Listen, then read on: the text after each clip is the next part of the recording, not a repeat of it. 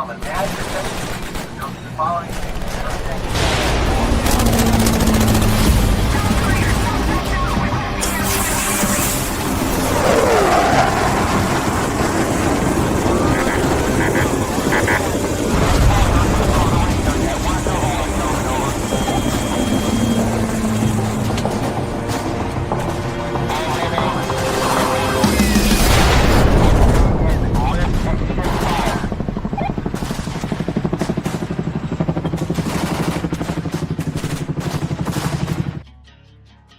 What's going on, everybody? It's Ty with the Triple Threat Bet Podcast. It's Thursday at 7 p.m. Central, and we've got no adult supervision today. Matt Johnson is off celebrating his 50th anniversary for his in-laws. They're in New Orleans, so it'll just be me, Al, and RL SUMEZ for part 2. So who knows what's going to happen. So before we get going, we want to be sure and thank our guest from last week, Jason Wolf. He imparted a lot of knowledge about the justice system, what's going on in the San Antonio area. If you get a chance, catch him on TikTok under Call the Wolf. That's Jason Wolf, attorney. If you want to tell your story, hit us up at triplethreatvets@gmail.com. We're on every freaking Thursday at 7 p.m. Like, share, subscribe, and follow. And this week, we have RL SUMEZ, U.S. Army and Navy veteran. This is his second appearance on the show. We're going to kind of do a recap of what we did last time and move forward with his stories with Al and their service together. But yeah, really looking forward to that. And without further ado, let's bring in Al. What's up, baby? Hey, so first of all, I want to say fuck Matt Johnson and his in-laws. We don't give a shit about no damn anniversary. That's a weak reason to damn not come on the show. My in-laws anniversary, man, they 50 years together. They don't need no anniversary. They stuck now. They deaf partners. They ain't even gotta love each other anymore. They probably don't. Like, they're just together to die together now. Like, that's a weak reason, Matt. And you're not on here now, so I'm gonna talk shit about your ass all night. Your stupid ass looking beard, your stupid little face, all that. I love you, Becky. Fuck Matt. Love you, Becky. But yeah, for sure. I don't know if we're how we're going to be without our CEO tonight. So without adult supervision, you know. Hey, shout out Carlos. He's in the building. Carlos Calzada, the man, the myth, the legend, the barbecue kingpin. He's on my Mount Rushmore. And then White Mike's in the building. White Mike, what up, fellas? Yeah, White Mike's in the building. So what's up, Mike? I told a story about you earlier about when you and Adam beat up that Jehovah's Witness kid and threw his bike in the street. So you should feel ashamed of yourself, and you should go drink some holy water and go repent for your sins. I do want to give a shout out to, I don't know if you can read it, Battle Scar Apparel, one of our previous guests, Command Sergeant Major Rich Woodring has these shirts. This is the Battle Staff graphic for 101st MP Company, a company graphic. So good luck to you and all your endeavors with that, as well as, you know, it's winter coming up. Got me the hoodie, you know, same 101st Military Police Company Air Assault. You know how we do it there. Shout out to all the Army gate guards and Navy gate guards out there. Thank God for protecting that gate. Thank you for your service. Thank you for your service. He probably is.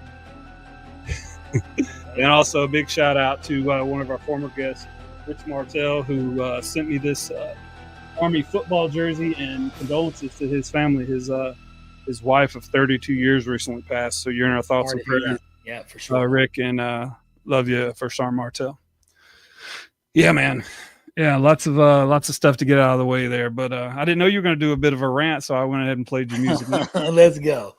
I was going to rant on Matt, dude. He showed us for his in-laws anniversary. Man, come on, bro. So we got the government shutdown. We've got AI actors, social media role in society. We've got the government shutdown, free speech going too far. You know, we got Pete Hegseth and Donald Trump, President Donald Trump, holding all the senior leaders hostage in a grandstanding interview. That's my opinion. Sorry. And then Illinois. Hey, we're gonna argue about that one because I liked it. I love. Oh, I like the message. I just don't like how it was given. We'll get to it. And the governor of Illinois, J.B. Pritzker, wants to invoke the 25th Amendment. He thinks Donald Trump's losing his mind. I think that's crazy, but we'll get to it. But anyway, before we get started, you want to go ahead and introduce RL? So he's been on the show before. So he's a previous guest. He is a legend, right, in the CBs and in the Army. A mentor of mine. Him and rest in peace, Mike Carr, a brother of ours, Mike Carr, took his life a couple of years ago. They kind of took me under their wing. Him, Mo, Mike Carr, a whole bunch of people kind of took me under their wing and brought me up in the game and kind of got me on the right path and taught me right what leadership looks like and what you're supposed to do. And it kind of carried me throughout my career. So I'm excited to have him back on the show to kind of hear some of his opinions and kind of get into some deep talk and deep thought. So yeah, without further ado, let's bring my boy SUMEZ on. What's on, man? I think this picture's so cool. I mean, I got you sitting next to yourself with a young Navy guy and an old crusty Sergeant First Class in the Army. Right. Yeah, that's crazy. That is. I don't even believe how those two people exist. Like if I wasn't there, I'd be like, wow. I was looking, I realized that I had messed up your initial slide because I just put part 2 on it and forgot to redo it. And then I redid it today and I was looking at your post, man. Like you have such a interesting career because of one, joining the Navy at such a young age and then switching over to the Army, airborne. I loved your story of that before, all the things you did and being a Sergeant First Class in the Army. So I want to talk about, like, first I want to kind of, I guess, do a review of your service. So if you don't mind, just tell us where you grew up, when you served in both the Army and the Navy. And then we're going to get into some stories with you and Al. Let's do it. Hey, good afternoon, good evening, all. First I want to say rest in peace to Warrant Officer 1 Michael Carr, former CM2 Michael Lester Carr. It was 10 years 2 weeks ago where he took his life. His demons got the better of him. But that's right. Not a day goes by that he's not in our hearts, prayers, thoughts, and stories. So I enlisted in the Navy in 1997. Well, 1996. I was served from 1997 to 2002. I was an AW at first, and they phased us out of that. And I became a CB, a builder. Got all the way up to builder second class in 2005. I got out and transferred to the United States Army with a day in break in service. Came in the Army as a Cav scout. Volunteered in OSIT for airborne. Went to airborne, went to Alaska. Deployed a couple times, once to Iraq, once to Afghanistan with 1st and 40th Cav, 425 airborne. In 2009, was realizing I'm getting a little too old to climb up mountains, kicking doors and shooting people in the face. That's a young man's game. And at the time, the Army was looking for people to go in PSYOP, civil affairs, and SF. Well, I knew I was going to do SF because I had too many surgeries and I was a little too goddamn old for that. So I thought civil affairs would be something cool. I don't know what I thought it was, but when I got to AIT, our A School for Civil Affairs, I was like, oh, this shit is soft, which is special operations. So there's all of that. So it's a lot more mapping the human terrain is the nice way of saying it. A lot of head shrinking stuff, working with intel, passive gathering, soft power, as they say.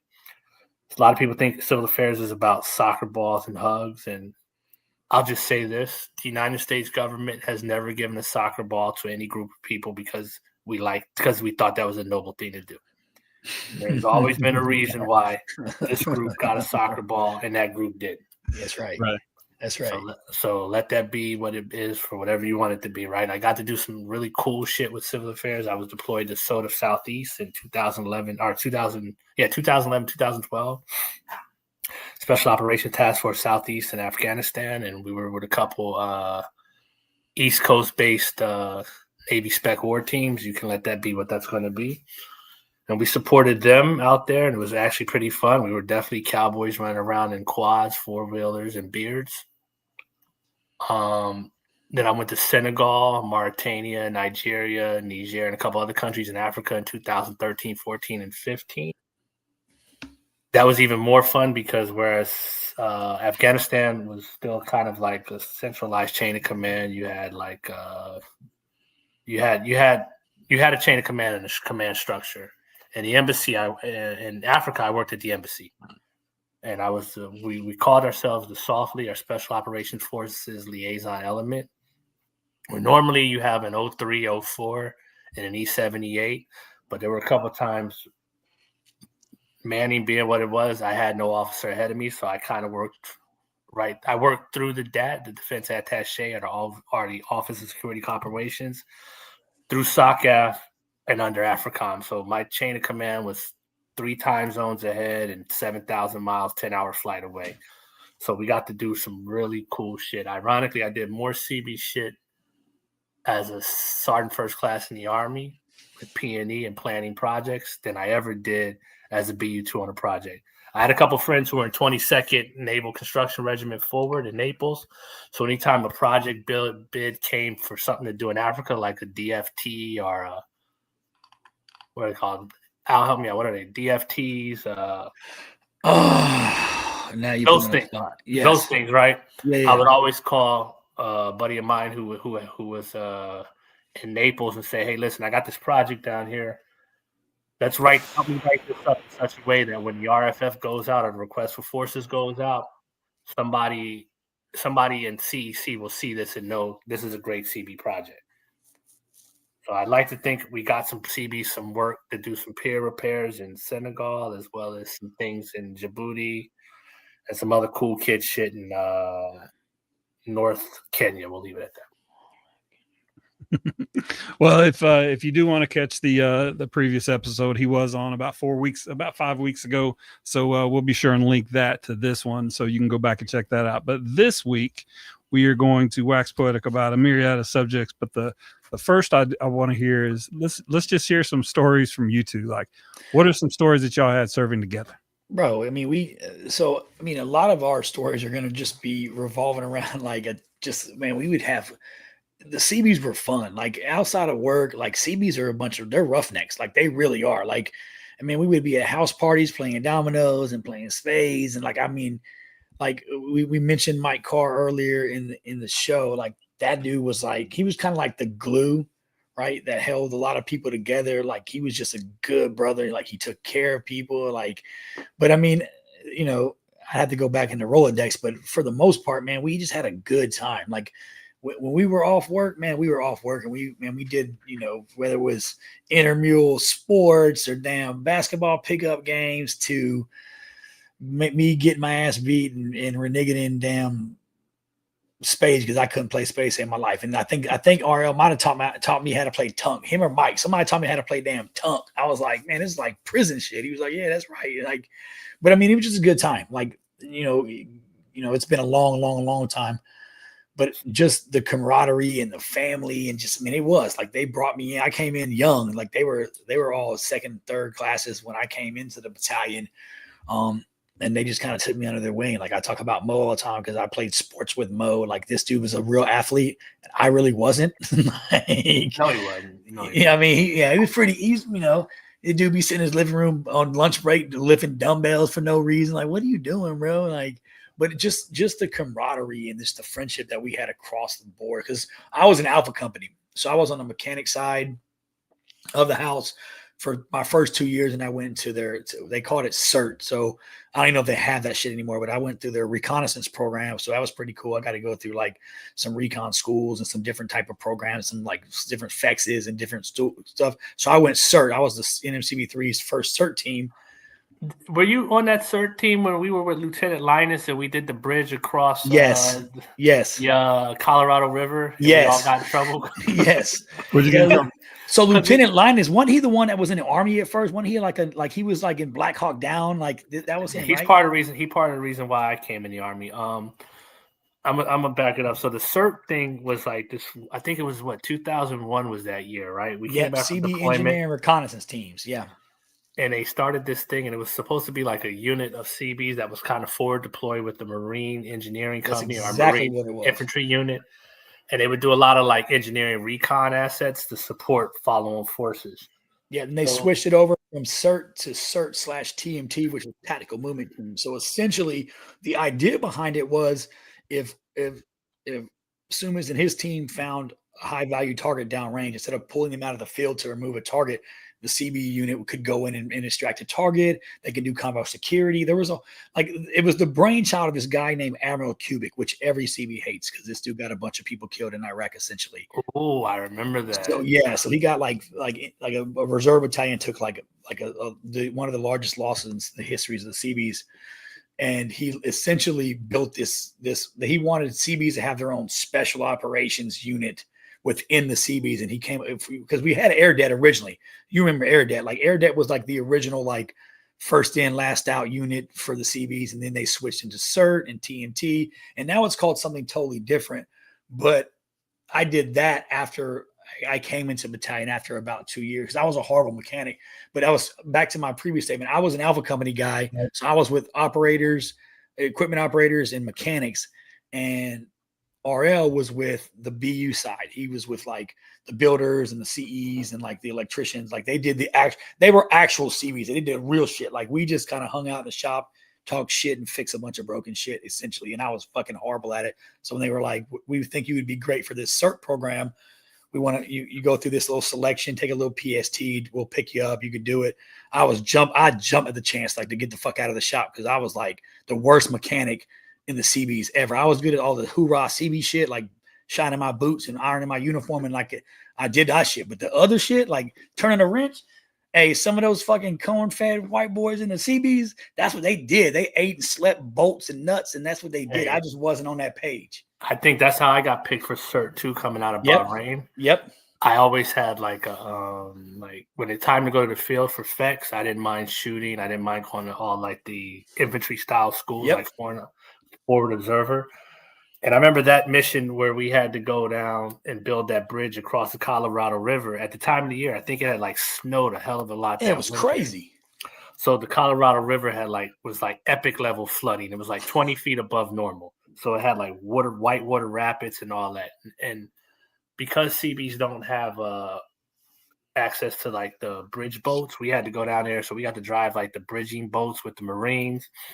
But we were all under 25, so we're doing dumb kid shit on the Colorado River. But there's real people who are like on their jet skis and boating, and we're holding signs up telling like, "Show us your tits." Yeah, bro, it was crazy. It was the like the master chief and the gunnery sergeant got in our ass for that. Which, because I became a sergeant first class, they did the right thing. However, E4 me at the time was like, "Relax a little bit, bro."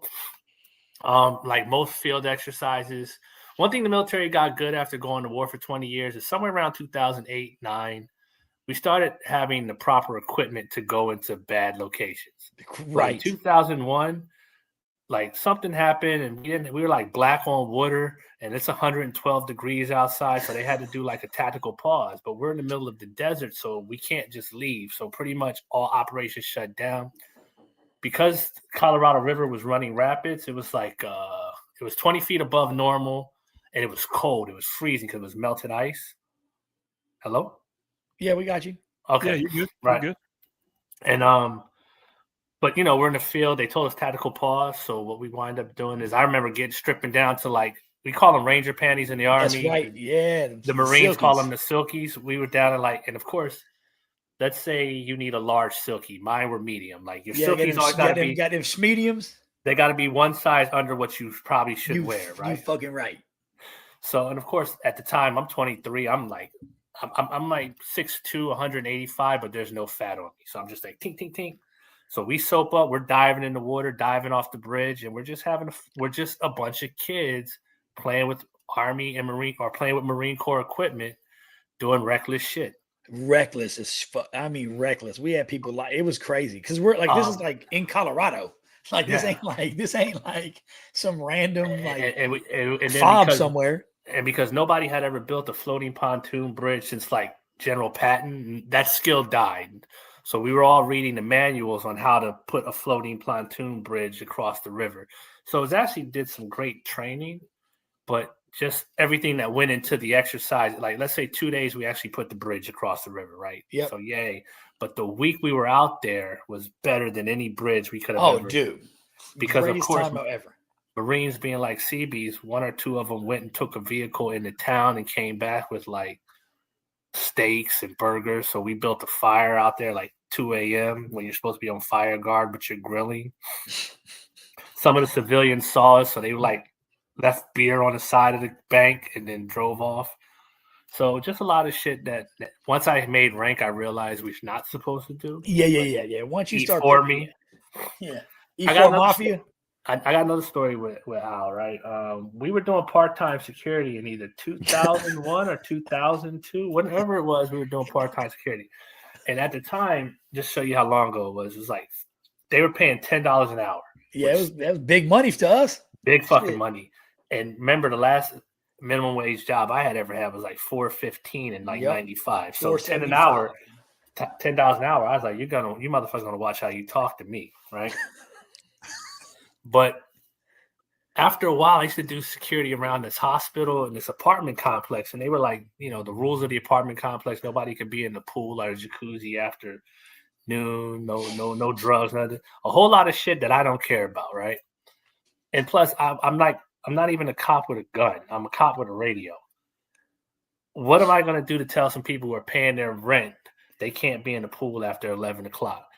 So 90% of the time, I would sleep in my car, and I would do radio checks. Like I would just do radio checks. So I feel bad now that I'm an adult, but when I was younger, I remember thinking like somebody could have got somebody's old man could have came home and beat the shit out of him drunk, or it just could have been some crime. And I'm supposed to be like breaker 19, copy over.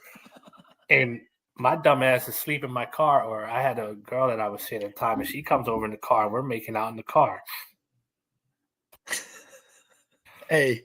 And then one time I remember Al came, I think I was showing up to work or coming off, and Al was coming off too. So we were signing the watch bill, but this motherfucker looked sleep. You know that stupid look he has in his face? So he obviously didn't look like he was walking his post in a military manner and keeping the alarm to sound the alarm. He looked like, at least I had enough common sense to let me put some water on my face before I sign out. This dude came in there all and then we went to quarters, went to formation, changed in the car, went to formation. Hey, it was good days. That job, because Desmond Buchanan got me that job originally. He got us that job. And I happened to see him one day in the uniform. I was like, "What are you working?" And he's like, "Oh yeah, man, I do. You should come on." And it's funny because the military teaches us how to write a logbook. The lady, remember the lady cop or the lady security? She loved the way we would do our logbook entries because we wrote all perfect. And even though I wasn't doing the checks, last entry, this page. Oh, dude, it looked. Even though I didn't do the checks, as far as the logbook was concerned, it was 10 to 10:15. Rows between building 679, 125 or whatever, right? Nothing significant to report. NSTR. Nothing to report. Because most people who didn't grow up in the military, their handwriting is sloppy and all that. So she loved the military kids in there because she was like, "Oh my God, you guys' logbooks are so perfect." And if it ever came up in court, and I was like, "Lady, you have no idea. I am. They are probably least safe with me on duty." I quit that job when they gave me hotel security because you had to do it. You had to fucking do your job. No, because I get there and it's me and the night manager, and she's like, "Hey, the room, whatever, needs towels or needs their toilet plan." I was like, "That sounds like somebody else's problem." She was like, "No, technically, because it's just me and you, bro. After you plunge somebody's shitty toilet," I was like, "Deuce." I told Deb, he was mad. He was like, "Bro, don't do it. You can't quit. It's gonna look bad on me." I was like, "Man, let me tell you something. They got me stuck at this hotel for the next month. I ain't doing it. I ain't plunging toilets. I ain't bringing you towels. I ain't fluffing your pillow. I'm out." And I fucking quit. Yeah, because it was the greatest job ever because we could sleep in the car. I was like you, hotel apartment security. Man, I would be parked up, dozed off, radio check. And then they were building like an extension on the hospital. A construction one, yep. So I would be parked out there in a construction yard, and I would just, man, so it was dark as hell out there. Nobody came out there. I had a flashlight. I was like, man, I'm in my car. There's times I would go to the Fridays around the corner and eat and come back. So let's shift gears, Ty. Okay, there he is. There he is. There's Mo. He jumped in. He's talking. Man, tell him to jump on with us. What you doing, Mo? You ain't got nothing going on, bro. You need to hop on this podcast and talk some shit with us. We about to get. I already sent him a link. You already know that. You already got the link. We about to get into some real shit. We got to get into some real shit. So go ahead, Ty. No. You go ahead. No, I want to switch gears a little bit because you kind of mentioned at the beginning of the show some of the current event topics that are going on, and I know you mentioned the way that Pete Hegseth addressed the generals, and I kind of want to get your take on it. Yeah, so my because take I think I have this. a take. I'm sure RL's got a take. My take is this: like, I absolutely understand that we need to get back to some pretty awesome fitness. I understand. I agree that the standards for, Navy SEALs, SF, special operations, any type of infantry, any type of those Rangers, any of our special forces, anybody that's combat, I think that it should go with the highest possible standard. And if women can attain that standard, then I'm all for it. I have no problem with that. But what I don't really like, and I've said this before many times on the podcast, I'm a Republican, and I don't want to politicize the podcast necessarily, but I've been a Republican for my 50 years of life. Or when I turned 18, I've always been a registered Republican. I would say that I probably lean center, a little bit right of center. I'm pretty structured, and I like things like I want them. And as I get older, I'm pretty set in my ways. But my ways to most Republicans would probably be considered very liberal. But here's what I have a problem with. I think it was grandstanding. I don't understand why you would bring the Secretary of War out, and have them address people in public like that. I don't get it. I don't understand why the president would come out and to me say a nervous joke like, if you want to cheer, go ahead and cheer. Man, these are the highest ranking NCOs and officers in our military. They're very disciplined people. They're not supposed to cheer you and a political candidate. You're our commander in chief. You're there to tell us what to do. So I don't understand that. So the whole thing seemed like grandstanding. I've said from the beginning that most of the policies that come out of here, I've mostly agreed with. But the way they get delivered and the talk track behind the people, I've never been able to support. And we lost a dear friend and a co-host from this show because of the president. And I outright denounced a lot of him going back to way before he was even a political candidate. I didn't like him. And it was because of the USFL versus NFL antitrust lawsuit. That's how old. You New York Generals. I remember absolutely. That. Yeah, Herschel Walker. Philadelphia. I remember that. We got Herschel Walker after he left the Cowboys. I remember exactly. That. I never, but at the same time, I do appreciate what he did for the real estate in New York. And, you hear all those stories. So that is what it is. But my point is, I just don't understand why you would have that meeting on TV for one, and then expect people to fucking cheer you. Like, this is the military, dog. This is not the civilians. This is not the MAGA base. This is your military. I'm interested to see what you guys think about that. So I thought you were going to go a whole other way with that. I would tend to agree with you. So I don't think it should have been a meeting on TV. I agree with pulling in your senior leadership and saying, what the fuck are you doing? And why are we doing it this way? Are we up to standards or whatever the messaging is? I don't think it should have been on TV.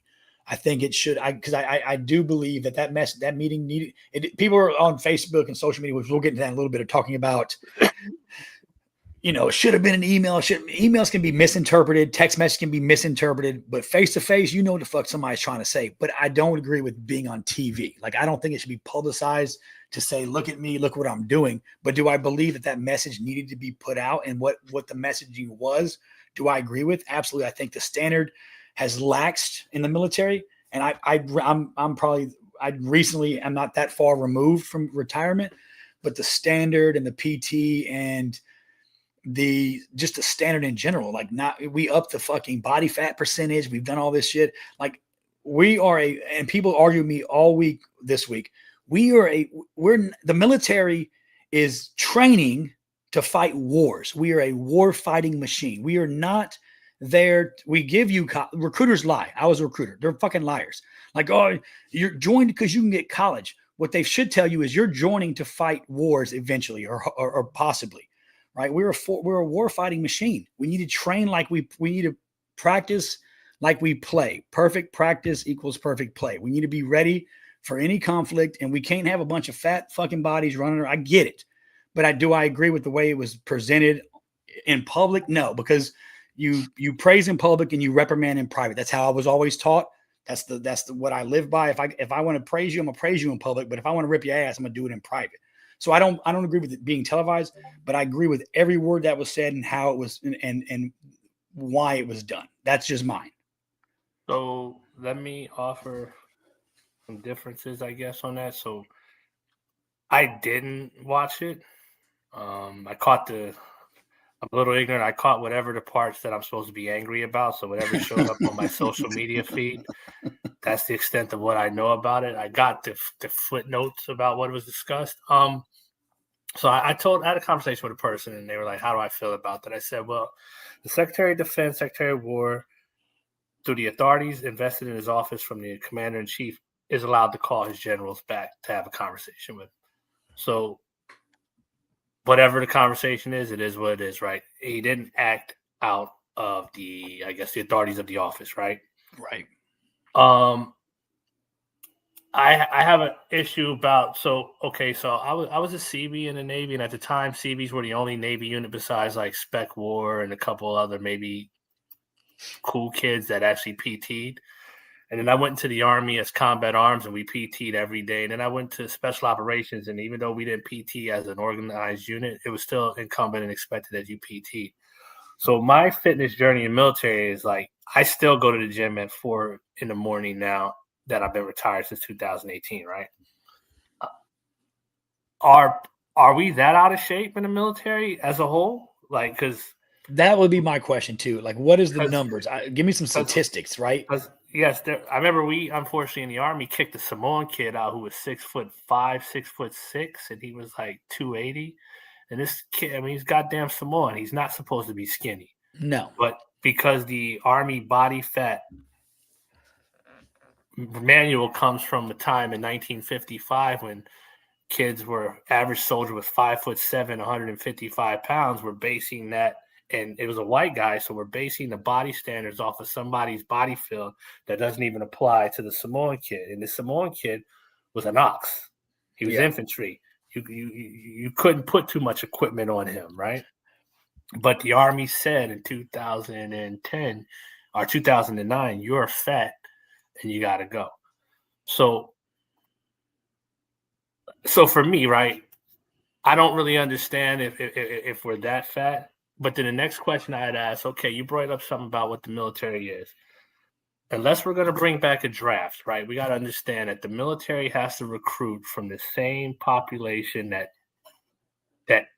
IBM, Microsoft, colleges, whatever, wherever you were a recruiter. There's no special military only population that joins the military. So no. if there are more fat teenagers, then guess what? You're going to have more fat enlisted. But I think it's very odd of the military to complain about height and weight when I know the Army is going through now revamping their chow hall facilities because they're losing money. And then you provide, when you go in the chow hall, you have like the main line, but there's this pizza line. Most 22-year-olds are going to grab pizza, right? When you go to a food court on base, what food? Taco Bell, fucking Popeyes. How many eat 4 and below live off Monsters, which is nothing but sugar? Right. Oh, well, this is the diet one. So you're saying change the culture, or change the thought process of the culture. So nutrition is a lot more than just what you sit down to eat, right? It's a mindset. But recognizing that if you are a recruiter, let's say I'm your recruiting station commander, and I'm like, look, you have to put 3 people in this month or whatever number. Yep. You don't get to create the perfect sailor. You got to go recruit what's available. And if you happen to recruit in, let's say, a place where there's fat kids, you got to find the least fat kid. Correct. Right? Now you can, as you bring him on board, you can reshift his mindset, teach him about health. But as a whole, Americans are fatter. As a whole, Americans are out of shape. So yeah, but I think we should So I get that, but like so I said, it's 2 things I'm asking. Yeah. Is it that? I mean, you see some shit on social media, and it always be an overweight Marine, Yeah, sailor, Air Force. Yeah. But is that like a snapshot of the force, Or just an individual? or is that an individual? And again, because again, the military I grew up in from the 90s, like I was always in units where we were generally in shape because we did organized PT. And even in the Navy, I remember in 2001 when they were changing the APFT around on a PT test. It was finally admitted that if you just do the bare minimum for the PT test, Navy PT wasn't designed to get you ripped. No. It was to keep you at whatever your standard was. So if you were 6'1", 280 and struggling on the PT test, the PT wasn't designed like you're not going to come out of there ready to oil up and compete at Mr. Universe. So again, that's a mindset. Then so I don't know if is it that many fat ass fucking soldiers out here? So here's what happened too. So from when I was in recruiting, in the Navy, I think everybody did it. They changed the standard at one point, and maybe that's why, right? But they said originally males had to be 22% body fat or below. You had to have your circumferences had to equal 22%. Females had to be 33%. Well, then years in the road, they changed it and said, okay, females can be whatever, 30 something percent, and males can now be 26%. So they just started loosening the standards. And here's the problem.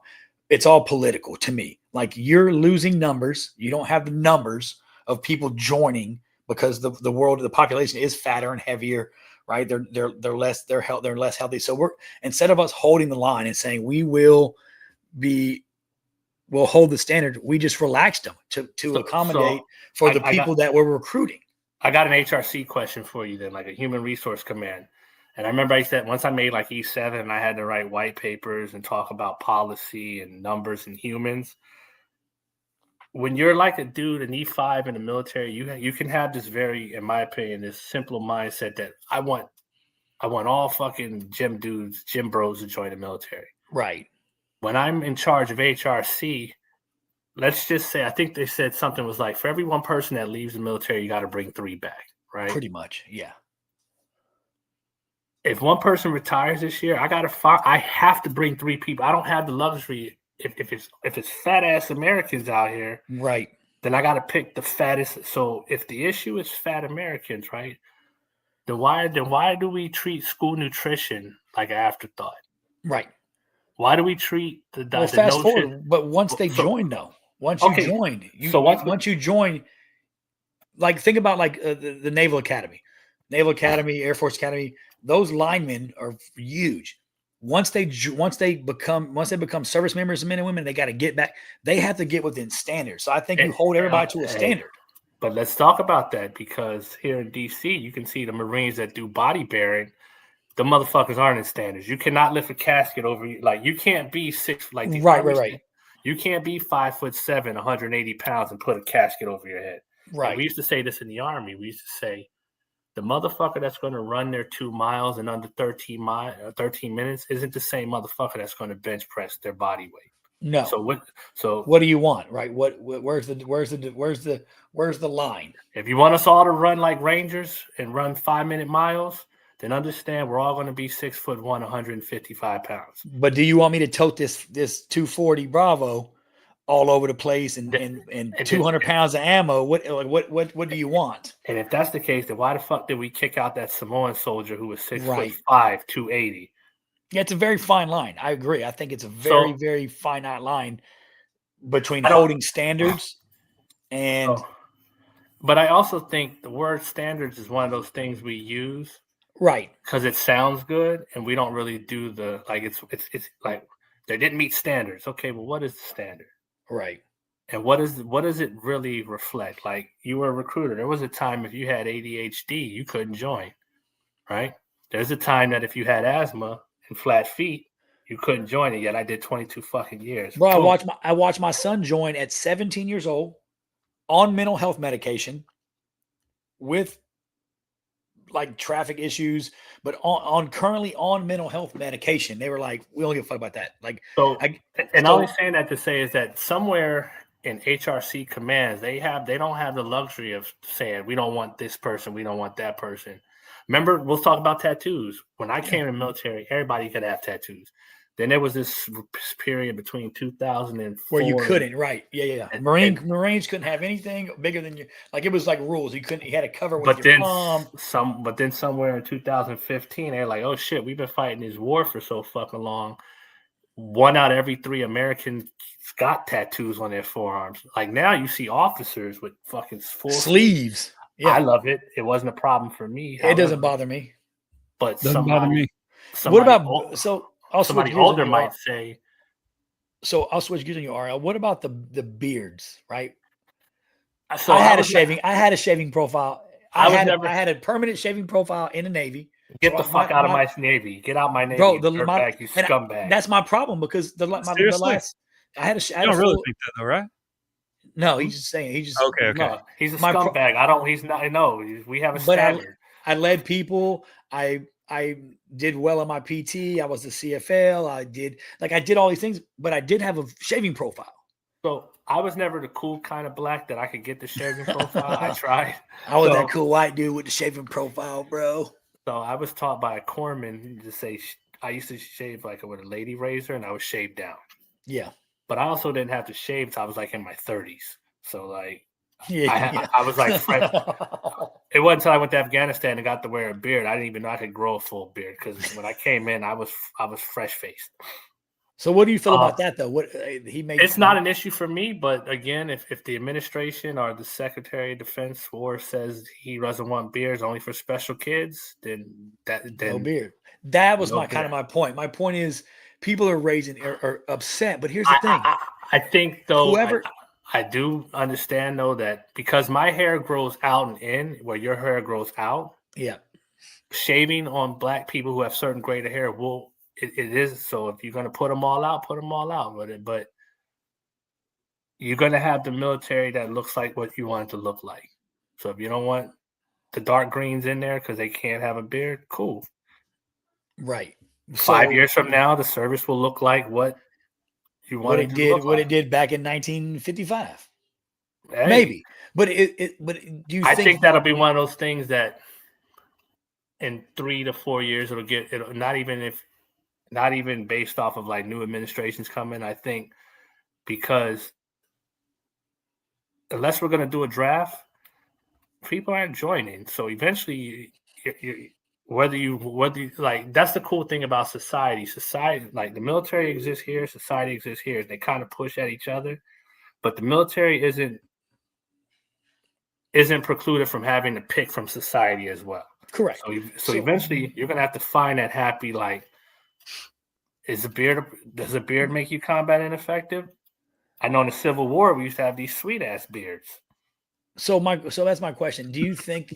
So me and Mo talked about this earlier. Do you think this is coming from a place where they're trying to exclude minorities, or do you think it's just the standard that they want to uphold? Because I don't feel like Pete Hegseth is doing this from a place of hatred or trying to keep African Americans out of the service or Hispanic Americans or Samoans. So let's I look feel at like this. I'm just curious on your opinion. What I think, I don't know. I don't like to assume, especially when you start getting into somebody's character. Right. But let's talk about who will be benefited. Who will bear the brunt of no shaving? What will you lose in 2 years from no shaving or from no beards? There'll be a couple redheaded white guys who have to go because I know there's redheaded white people. They get beards too. Yeah. But hey, man, listen. Do you think he thought about any of that, or you think? And I'd like to know the percentage. I'm like you. What is the percentage of the military that's overweight? What's the percentage of the military that actually has table weight or over tape weight? Over tape weight. Ooh, good point. Good point. So I don't know. I don't know if it was a conversation had. I think you had highlighted something about like flying the generals out and so forth. There's one thing, and this is what I always tell my liberal friends who hate this administration, what they fail to realize. Say what you will about the president, but he's a great showman, right? He understands. Shock and awe. Not even that, but he understands how to work an audience, right? Yeah. So if you look at it from that standpoint, you recognize some things are done not because it's going to last, it's going to work. It's not. It's just because I'm in charge and I can say it. And then, like in the first administration, a lot of things were said that didn't manifest because once you looked at, can you really do this? No. It's like the concept. Like, remember they were talking about getting rid of the post office, right? Yep. In the first administration, the post office is a congressionally mandated that's one of the few federal offices that is in the Constitution. Yeah. So to get rid of the U.S. Postal Service, right, wrong, or indifferent, you have to now put an amendment in that. Congress has to now ratify, and each state has to do their thing. 10th grade civics. So I can say I want to get rid of the post office. And then the liberals was, oh, no, out there, he's a piece of shit. He said that. And the Republicans were like, yeah, fuck it, suck it, liberal, no mail for you, right? Suck it, liberal, no mail for you. But when you look at what the powers are prescribed in the Constitution, hey, man, the post office is still going to be here. I don't know. So I think there's an element of the show that comes with the administration, like tell the story, right? Put it out there. I think beers will probably be one of those things that, as it comes to fruition, it may get relooked at. They're going to have to. I think the medical commands are going to say, "Hey, you're going to essentially lose soldiers, sailors, airmen, Marines who are very good at their job and they're doing their job, but they have a medical condition that's of no consequence. They didn't cause it. It's just part of their man. So whoever it is." And I'm not saying just blacks. I'm saying whites. Anybody who has a medical condition who physically can. But at the end of the day, but who will it disproportionately affect? So I mean, and so it doesn't matter what I think. Right. Like you and Ty identify yourselves as right leaning and conservative. So we say you pulled the lever for this. So if you don't have a problem with all the Negroes getting kicked out, then it's not a problem. Oh, let's not make no mistake. I did not vote for Donald Trump. Oh shit! Excuse me. I said this. He's been pretty. I apologize, but okay, larger scale. So that's going to be the true measure is when it's not what I think, it's not what you think. Right. Like I said, I'm some guy with opinions, but it's kind of be the people who went into the booth and pulled the lever. If they don't have a problem with it, then I don't get any money. Yeah, but even if they do have a problem with it now, it's kind of too late, right? I mean, it is what it is. So I don't know. And like I told Ty in the beginning, I don't have a problem with what was said because I think we need to hold the military to a higher standard than we do the general population because they are the United States military. But I got another question.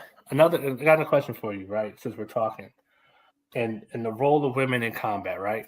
So in Afghanistan, in special operations, we recognize, I think, from a policy standpoint, we were a couple years behind the curve here, and we lost a lot of ground. But one of the things being civil affairs, we recognize is the role that women can go places I can't go. Right.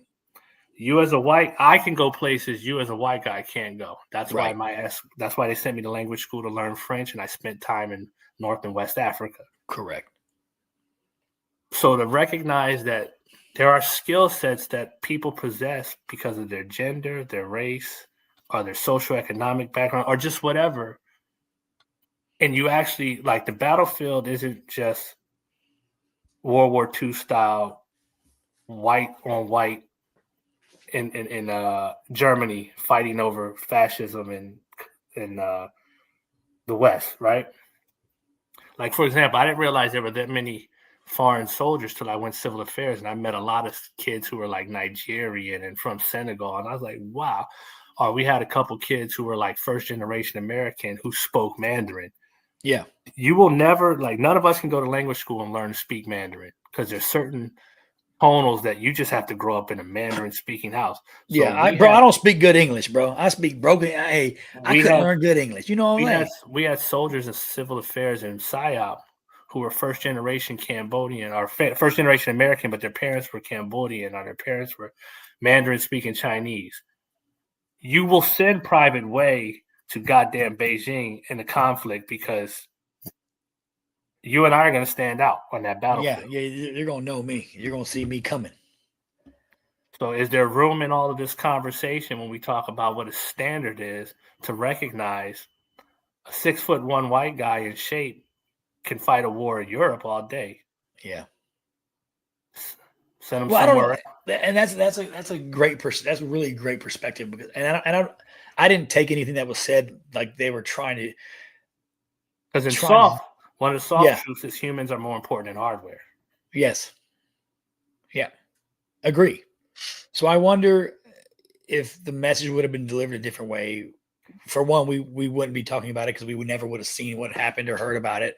It shouldn't have been on TV. But that's the prerogative of the Secretary of Defense, so he can address Agreed. I won't say his generals because they don't work for him, but they can address the generals on the staff how he wants. Needs to. Right. Agreed. So Ty, what else you got? I know you had some other topics you wanted to. I was waiting to get in on this one. Oh, go ahead. Sorry.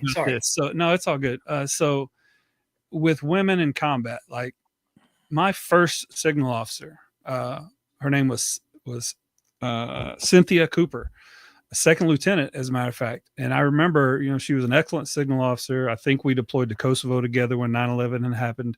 She was badass. I think she ended up being in the FBI, kicking in doors, doing, whatever it is that FBI agents do. So I have no problem knowing that there's women, many women that can kick my ass in the run, can kick my ass in fighting, can outshoot me, outcommunicate me, outmove, all that stuff. But what I think, and this may show at what level that I always seem to serve at. I was always seem to be called at battalion staff and or division staff. So maybe this is coming from a lifetime staff type of NCO. But there needs to be one standard for the way we do things in the Army, in the military as a whole. But the special operations are always going to have their reaches, and there's always going to be a reason that RL is going to have to go to where RL is from. And when you send somebody into the mountains of Kentucky, you're going to send somebody like me. There's always going to be a reason to go to South America. So you're always going to have to learn and speak all these different languages. Funny you said that, Ty. But that's what I'm saying. All of them should be able to do whatever they have to do. All the training, we're going to do it. We did training in Butler County, Hamilton County, Ohio, right? And I got relegated to staff because I can't walk around the trailer park in Hamilton, Ohio and be effective. I can. You can. But it wasn't. So maybe because there are Black people that live in Hamilton County, Ohio, but I definitely don't speak the language. And when I say to speak, I don't speak with the same accent. I don't have the cultural relevance background, yes, to be effective in Hamilton County, Ohio, and Butler County, Ohio. Didn't mean I was any less effective as an NCO. Didn't mean I wasn't good at my job. But I had to wind up staying in the staff because me and the other Black kid, the combo sergeant, was like, look, man, they're not even we can't even get an inroad to talk to people. That's how. So it just as small as recruiting. When I was in recruiting, I remember we were going somewhere and we were going somewhere in Alabama, and I remember this guy named Armand Ship. He's my boy. He's like, hey, look, dude, I know this family. You can't go there. I'm like, fuck that, bro. I can go anywhere. He's like, no. I'm gonna go with you. And when we got there, her dad was standing on the porch, and I got out the car, and that dude was like, I don't know why you're here, but you can get your motherfucking ass back in that car right now. He's like, because whatever you're selling, we ain't buying. And then, so I was like, oh shit. And then my boy Ship went in and he talked to the family, but they had a distrust automatically. Got a question though. I'm in a uniform and right. Got a question though. though. Just how they were. That's just who they were. So we use the word standard, right? Yeah. But we recognize there's even guys that can't. So what is this like? So who determines what the standard is to meet, right? Right. And then it's based off of what? Because usually you have to then have a law of averages, right? And if you want, if you want everybody in the Army to run 5-minute miles, then nobody over a certain weight is going to really keep that. So what I'm asking is, I don't, like I said, I think that I don't know. I think women and men are different. I know that's not the liberal thing to say, but women and men are different. We have different body composition. The older we get, we age different, right? Right. Right. I remember it was like 2016. Somebody in the Army decided that they finally looked at it that women were complaining because of their chest, that the IBAs we were wearing downrange weren't designed to fit women. So they went and redesigned sappy plate carriers for women because they have to dress for cleavage. If you're gonna send people, I don't know. So what I'm trying to say is, if you're gonna send people into war, then you have to adjust for the people you have. And I don't know, like I said, are the standards so low that everybody's fucked up? I can't say that. Right. But I think it's unfair for me. Again, like I'm 40. If I was still in the military at 48 years old, I'm not running 2 miles in 12 minutes. Those days are behind me. I've had surgeries. So if they say there needs to be a universal standard, we've recognized that a 17-year-old is that like a 50-year-old is not the same as a 17-year-old. So correct. What is the argument that you wouldn't have to? What was said, they're not going to be able to do it. Right. What he put out is you're not going to be able to do it, or you're going to have an ineffective fighting force because you're not going to be able to hold an 18-year-old male to the same standard as a 48-year-old female or a 48-year-old male. Like it's just not going to. Let's male on male. It's not going to male on male. 48. It's not going to happen. Unless you have a SEAL Master Chief, which is less than 1% of the Navy, even that is not going to keep up with it. But if you're looking at a general IT specialist, IT seaman who is 18 years old, ran track in high school, and an IT senior chief who's been in this motherfucker 25 years and got bad joints now. Now, I agree there comes a point where the military pushes us all out. But that's the thing I don't know. When we use the word standard, what is like? Here's the problem, bro. And you and I, Ty knows it. What was put out, either people were like, yeah, or they were like, fuck you. At the end of the day, none of that really is going to matter because you could blanket a policy. I've seen it. We've all seen it. You could blanket something like that, and you're going to lose a large percentage of your top performing sailors, airmen, Marines, soldiers. Like you just can't. There's got somebody a lot smarter than us came up with these with the standard, came up with what should be required, what the body fat is. Like you can't just blanket a policy. I agree, holding people accountable, 100%. I think you should hold them generals accountable, like you do them damn privates and seamen. Like if they're not doing their job, then hold their asses to the fire. I'm 100% with that. You ain't doing your job if you're up there just getting a paycheck as a politician and you're not doing your job as a general, then hold them accountable. But they're gonna have to flex. There's no way to do that and be effective. There's no way. But the Army, before I retired, had this thing where they were looking at, like, if you were combat arms, there was one test you had to do for PT tests because they recognized the rigors of your job required a lot more shoot, move, communicate, running, and throwing. But if you were a fucking cook, and it takes nothing from the cooks, why the hell do you need to sit here and do 1,000 pull-ups? Why do we got to do PSTs if we ain't seeing it? Right? If that's the case, then you know what? Then we need to send you to a Ranger unit and you be a combat spatula. I don't have all, but when I hear things, I always look at, okay, so bringing it back, what is said for the base, right? Because the base likes to hear certain things and the base likes to see certain things. And President Trump is a master showman, right? So, yeah, and he's a great deal maker. And so he's going to have people around him, especially with this administration, unlike the last one, who either had the same pizzazz, if you will, for show, or that can be influenced to be part of the show. Right. Okay. Let me just re-quantify my argument, if you don't mind. So my argument for the standard, when I use the word the standard, I'm speaking on I should have clarified this, but there's been an argument about special operations, all the Navy SEALs tier 1 and the highest level of our military. That's where I'm talking about. There should be one standard. It shouldn't be a female standard or a male standard. When we go to the regular Army or the regular military, I can speak on the Army portion.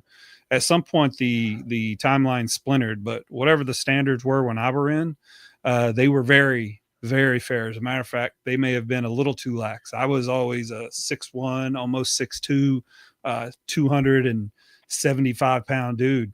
So I never made out of it. my Army. Yeah, exactly. It's funny you say that, but we've had my command sergeant major on, one of my first sergeants on, always had to take me. One of my former commanders was texting me and saying, "Hey, we're safe from the fatties," you know. But, you know, I never made table weight my entire career. I came into the military at 250 pounds. Damn, so I got taped once. My last PT test, I got taped. I was in the gym with all the real fat kids, and I was just happy as shit. I was like, no, doc, because they was like, why are you even here? I was like, I need to be taped. Because at the time I was 6'2", 207. I was like, I'm 2 pounds overweight. You tape my fat ass. Yeah. At that time I was like 6'2", 20, like bink, bink, bink. But I stood there in my little ass shorts in the gym, like, nah, doc, get these fat ass thighs. So, send me the fat boy sure program. About this, but I could lift at my most. I could probably, you know, 325, 315, 325, maybe. You know, not much. These guns would never pick up 300. Probably outlift me. So I'm willing to say women can outdo me in physicality. So I want to switch. So I think we beat this horse a little bit. I really want to get RL's opinion on it because he put it in our chat. We were talking, and I want to really get his opinion on because we talked about. Me and him kind of went back. We talked a little bit about this on social media together. We were kind of talking back and forth. Me, him, and Mo. I really want to talk a little bit about social media and freedom of speech, and kind of really get into where you're at on that, right? Because it's a different world we live in, right? Because I had a friend of mine that was in the Navy with us, a guy named Jonathan Hughes, and he was joking, and he was like, I remember the Al Hero in the Navy when a friend of ours had freedom of speech, but I had freedom of reach. He was talking shit. I didn't agree with his ass, and I put his ass to sleep. And he was joking about it. But back in the day, like you really didn't just go off the handle and say crazy shit to people that you didn't really know, because you might toe the ass from back home or wherever you came from. Nowadays, people can get on social media and just say and do whatever they want without any recourse, right? So where is that line, right? Because obviously the Second Amendment, First Amendment is there. The Second Amendment protects it. Where's the line, right? Because if you I got a theory. Okay. I'd love to hear it. So first of all, I am not a free speech absolutionist. So if you're one of those that free speech above all else, you're going to disagree with me, and I'm okay with that. I think as the Supreme Court has also supported me in this, you and I can't sit on a plane out and I yell, "Hey, there's a bomb!" Ha ha ha ha ha ha! And then you can, but your ass is yes. And then I can't tell the air marshal when they pull me to the side when we land, like, "Hey, man, it was my rights, my free speech. Don't tread on me." No, I think we as society, and this shows the ignorance of, I would say, the larger ignorance in the American society. Most of us understand our rights from a very bumper sticker standpoint. Right. We don't understand what our rights are as how they are applied and where they come from in the context of them, right? So I say that to say with free speech. What the First Amendment protects is that the government can't fucking fuck you up because you said you don't like the president, right?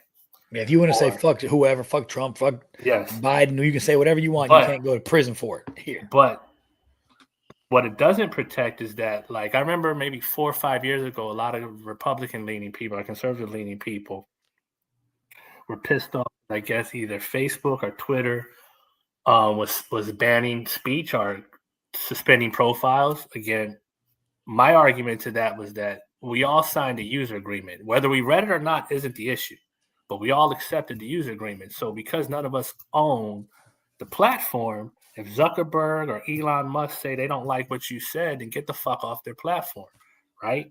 Now, I think it gets great that if there's some federal subsidies that they get, but generally speaking, if you agree to be on somebody's private platform and they don't want to hear certain shit, then get the fuck off. Also, with that, I think people expect free speech to come without consequence.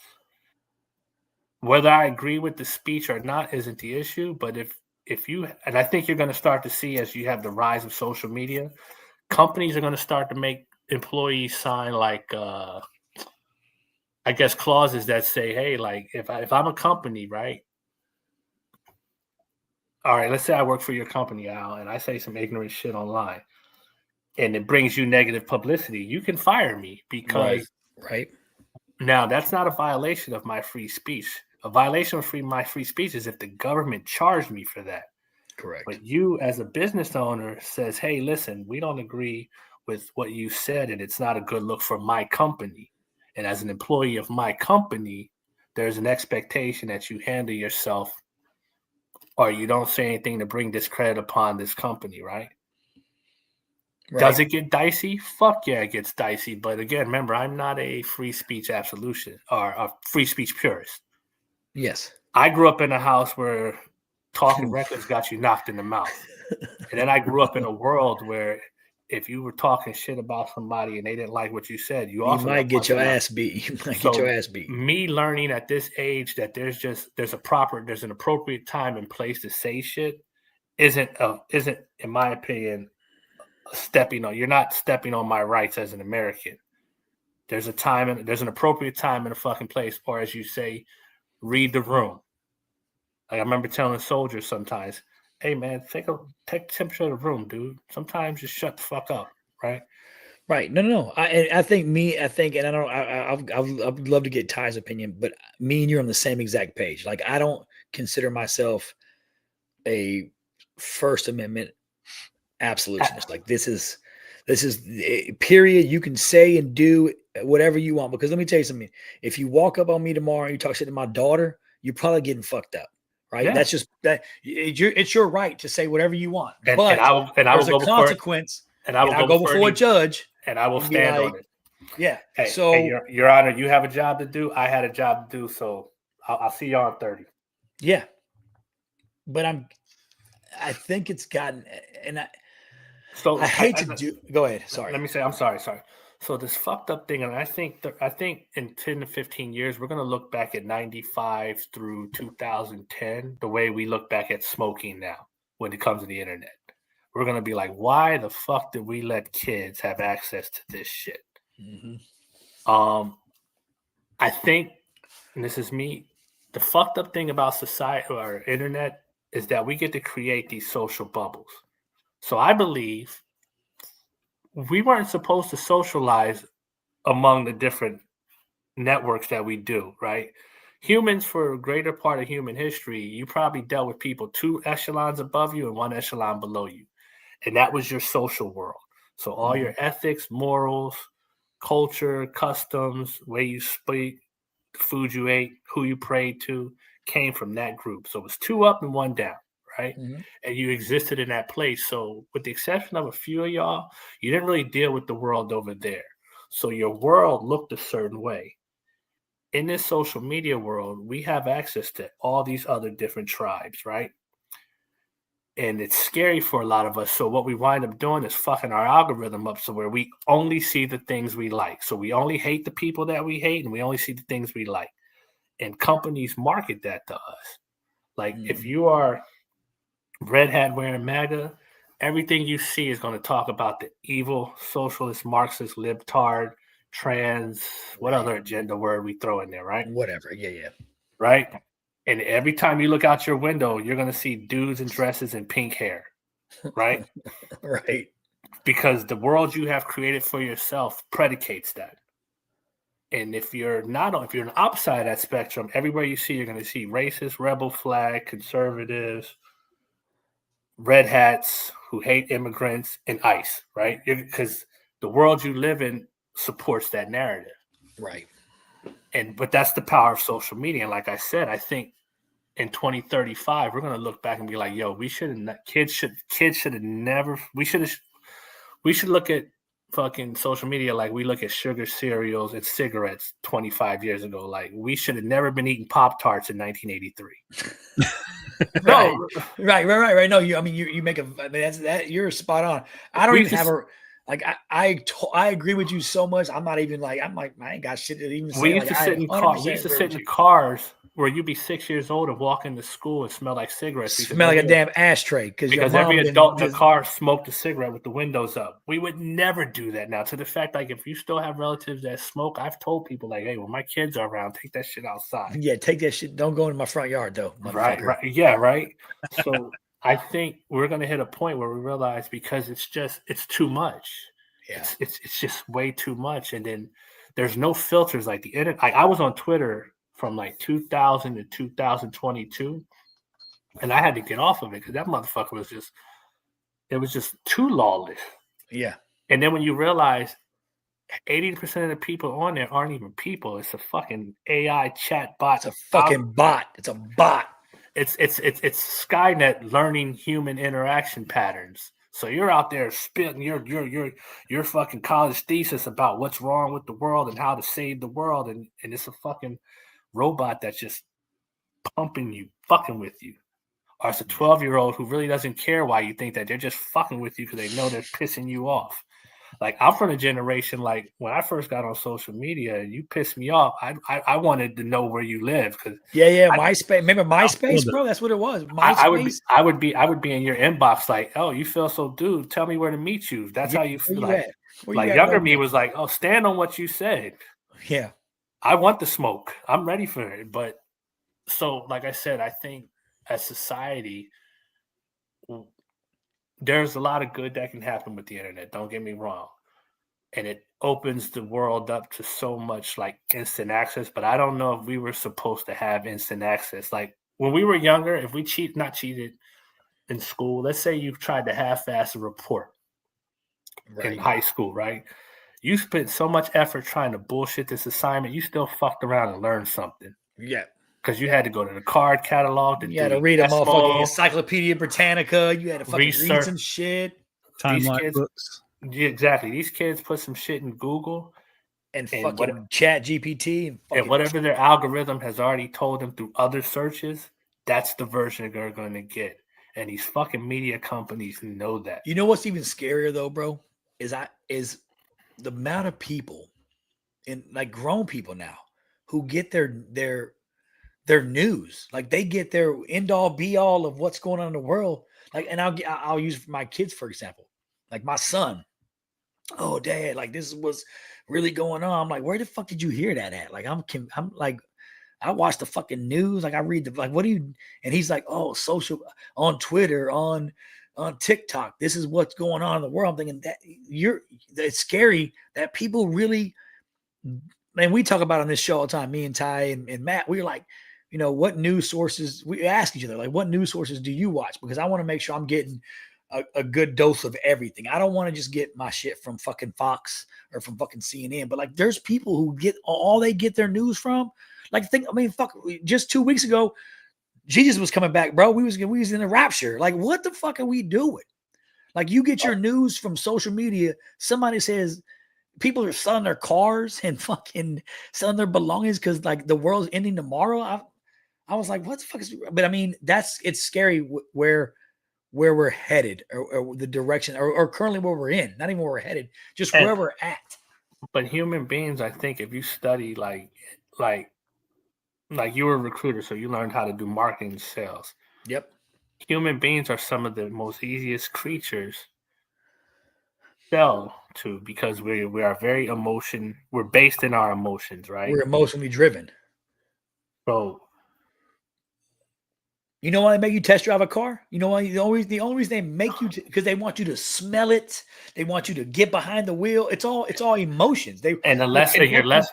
You're less likely to walk away from it if you've touched it. So I mean, you've been driving a car since you were 16. Like, this ain't no different. Like, it's got a brake pedal, a gas pedal. Well, y'all put some new shit in here, but they do it because it's emotional connection. I think that's where social media is a problem for me, right? Because even me, as a fucking 45-year-old man, I get emotionally vested in somebody post some shit, and I just can't let it go. And I'm like, you know what? I'll log out. I'm like, fuck this shit. And I'm like, nah, bro, I got to say something. Like, it draws me in. I've learned, I've gotten better like if I see something on your page, because I value your connection, right? I value who you are as a person, right? Right. I will reach out to you. I do the same thing with like you or Mo or somebody. But if I see some shit that I don't like, or I don't really know you, I look at it like, okay, I have an opportunity to see a window into their world. I'm not here to, like, I don't really give a fuck why you think what you think or how you think like that. I'm just here to get a window into your world. Right. And then I can determine for myself if it aligns where I want to be part of your world or not. Right. Like I said. And as I've gotten older, I've learned that because I just feel like knowing what I know now, my kids would have never got a fucking phone until they were like 14, 15. Bro. But as a parent, I looked at it from a standpoint of like, I need to be able to get a hold of you anytime, forgetting the fact that my ass was all the way goddamn and like I could have died and nobody would have known until about 8 o'clock at night. Until the lights came on. When the porch lights came on, your ass wasn't home. Right. Right. But recognizing we let these kids, and I think it's like crack, man. I saw something on TV and they were showing these kids having meltdowns because they didn't have their tablets. And we also lose our ability to socially interact. So people live in their little created world, right? That they only see the media that they like, that paints the world the way they agree with. And they get so comfortable in that they forget to live in a world where roughly 48% of the people don't agree with you. So they become like I tell my liberal leaning friends who are like just so goddamn besides themselves with everything that's going on. But every argument majority of the arguments are based in fucking emotion. Right.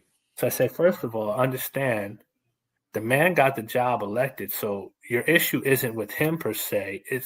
You should pay attention. And why can't you put somebody up to beat him? If he's just that horrible, then what does that say about your party? When like, if let's say I read something the other day and it said like President Trump's numbers were like 45%, right? But the Democratic Party is like 30. So maybe there's some rock stars in the Democratic Party that got higher numbers or not. But generally speaking, I'm like, you might not want to talk so tough about what you don't like, because as shitty as whatever they feel about this man, they feel less for you. Like, God, like that's not like there's a lot of motherfuckers on the fence right now. Yeah. So why not, instead of go back and ask the question, how did you lose? How did you lose? He's 2 for 1 with y'all. So what was it about your candidate, your platform, that, again, you can win an election in New York. Nobody's arguing that. You can win one in LA, but how the fuck doesn't your message translate in Tennessee? Right. Florida. That's where you're going to have to get votes. Not how many people in New York show up. But when I say that, they're like, oh, remember I told you, like, I'm pretty left-leaning till I get around some real lefties. And then they're like, oh, you fucking, I'm like, no, not. Yeah. You're like Ty. Ty's the same way.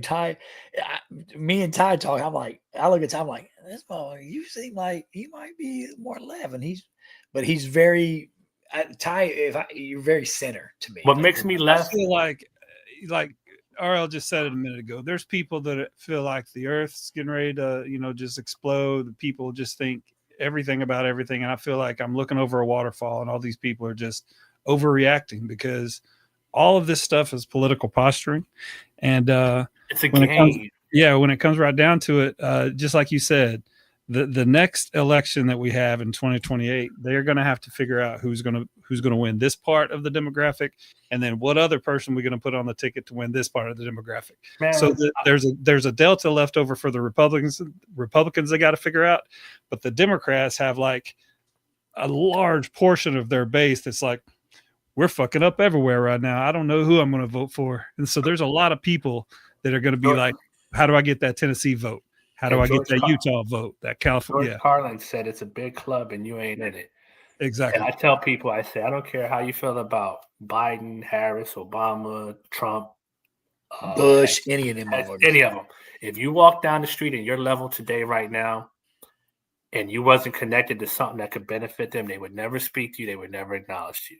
So 100%. goddamn, let's stop wearing their jersey 100%. like our favorite football team, and we're ready to die behind these colors. I have a local state representative here in Texas. Yep. I was on the board of a local chamber, and I may have been the acting president. And she came to an event. She came up and talked to me. Someone introduced her to me, and she's like, "Oh, where do you live?" I was like, "Well, I live over here." And she said, "Oh, you're not in my district." I swear, she is still elected today. I can't remember her name, but I think it's Swanson. But she turned around and walked away from me because I couldn't affect anything with her, even though I was either on the board of or I was the acting Or president. how the fuck does she know you don't know people in her district? Exactly. But she literally turned around and walked away from me after she said, "Oh, you're not in my district." When we talk about the shutdown, I'm gonna talk about some shit like that. So let's switch gears to that because I want to talk about that because I've got a good friend of mine, Carlos, because I don't know if he's still watching, but he's a retired combat corpsman, just an awesome guy, barbecue kingpin, like I said earlier. And he has been affected right now. He works for somewhere in San Antonio, but he's at home right now because of this shutdown. So let's talk about shutdown there, Ty. Yeah, absolutely. So the government shut down. It's been shut down for a little over a day now, and coming up on 2 days. So I do have a graphic here that's going to show kind of like a field guide to what this means. I don't know if y'all be able to read this, but essentially, yeah, okay. Let me pull it up for myself here. So essentially, services that are not impacted, the VA medical centers, outpatient clinics, vet centers will be open. VA benefits will continue to be processed. Burials will continue at VA national cemeteries. Board of Veteran Appeals will continue decisions on veteran cases. Call centers, suicide prevention programs, they will be open. These are the services that will impact veterans like immediately. VA will cease providing transition program assistance and career counseling. The call centers for the GI Bill and National Cemetery applicant assistance will be on hold. VA benefits regional offices will be closed.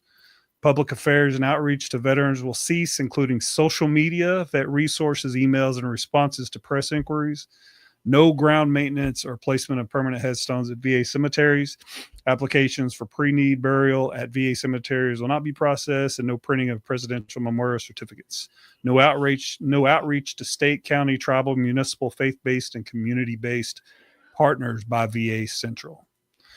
So yeah, what is your take on the government shutdown? So I think we have the government that we've tolerated. One of the few constitutionally mandated functions of the Congress is to pass a budget, right? Yep. And I think the last budget that was ever passed on time was either 95 or 96. So what we've been doing since then is either having CRs and then eventually passing one. And 80% of the House of so 100% of the House of Representatives is up for election every 2 years, right? But 80% of them can have job security, right? And there's only like 20% of them that actually are swing. So what this means is that there is no longer an incentive to pass a budget. Because why? If the government shuts down, right, for however how long they shut down, there's nothing punitive when they come back to work. There's no, like, if I were king for a day, I would say, hey, listen, if you bitches can't pass a fucking budget, then all you guys are barred from re-election at the next election. And you're barred from any federal office, either appointed or elected for a period of 15 years. Like, if you can't do one of the few jobs you were sent to Washington to do, then that's a failure on you. And maybe there's arguments that say, well, it's a lot more complex than that. Maybe it is. And maybe say we have 2-year budgeting cycle. I don't know. Again, I'm not an econ major or an economist, so I can't tell you how long it takes to put a budget on paper and actually, run it through test cases to make sure it works. But whatever is, Constitution says your job is to mandate a budget for the president to sign. When you don't do that, you have failed to do one of the few jobs you are constitutionally mandated to do. So the fact that you can shut this bitch down for whatever reason, right, wrong, or indifferent, because, of course, the right is going to say they're justified, the left is going to say they're justified, but in the middle are the people who are like, what the fuck? I do think our own ignorance as an American society is why some of this happens, because a lot of us, like, the federal government was painted from the standpoint of DC, Maryland, Virginia, right? And like it's just a bunch of slothful, wasteful bean pushers who are ineffective at their job. I think that is I think that's so far from the truth. And I think a lot of people don't realize how much of their life is intertwined by the federal government. And if they did, they wouldn't want to shut down, or they'd want to get it more right-sized. For example, we got a whole grip of farmers who are realizing now that there's no U.S. aid anymore. Americans don't eat enough corn and soybean to be effective, but those farmers used to send food aid overseas with those contracts, right? When we look at the CDC, it's headquartered in Atlanta, Georgia. I'm willing to bet, let's say it's a 10,000-man staff in the CDC. Since it's in Atlanta, Georgia, at least 60% are probably conservative voters. But when you talk about a shutdown and punishing the federal government, it's already framed like, it's always framed like it's just the federal government in DC, Maryland, and Virginia, right? Without a recognition and without recognizing or realizing that you go to certain states like farm states, it's nothing but USDA all over there, right? You go to certain research states like in Alabama, shipbuilders in Mississippi, and other places, there's a lot of federal, and you could argue that that's a problem because the federal government shouldn't be that big. I don't know those answers, but the shutdown is what it is because there's no punitive action against the sitting members of Congress for a shutdown. But it also, people don't understand just how beneficial, or they don't understand what they get from the federal government. Like, for example, I heard that either Alabama or Mississippi, because there's no like natural power grid, a lot of their power is imported from other states. The federal government was subsidizing that. So let's say the average electric bill in Mississippi was $30. I'm making this up, right? Because these subsidies went away now, people are now going to start paying the full amount of what they're supposed to pay. But a lot of these people down there didn't even realize, like, we don't even realize just how, we don't even understand what we get off the federal government and what we don't. How entwined and how entangled they are in everyday life. Nobody cares how the trains run until the trains stop running. Yep. Right? We're all enlisted here, so that's the NCO answer. Officers always get the beauty and the work until the soldiers don't do the work, till the sailors till the CBs aren't doing the work. Then they want to know what's going on, right? And I think we don't really understand that. Like like no one cares about the trains running on time till they don't run on time. Yeah, till they don't sort of fuck up and you at your stop waiting to go to work and you're like, wait a minute. Or you don't understand, okay, that power grid that you get your network from is the feds. Like, you live in an area, a remote area, so your state didn't put a 5G grid out there. Yep. That's a federal contract. Again, these are all like, but I think a lot of people, like humans like us, citizens, we should never want to shut down. It should never be to punish the right or the left. Right. Because we all feel it. But the fact that Congress it's not punitive to them, this is what we have, because they don't have to work together. Again, mark my words, we have the midterms coming up in 2026 because it's a GOP GOP president. Statistically, Democrats are going to gain more seats in the House, but they're not going to gain that many. Out of the 400 some odd seats up for re-election, less than 20% are actually swing. The same people are going to get reelected. Yep. And yet we complain that Congress is inept and doesn't do their job, but yet we still keep voting for the same motherfuckers. So essentially what we're saying is, like, everybody else's senator and representative sucks, but mine, I'm going to ride with them.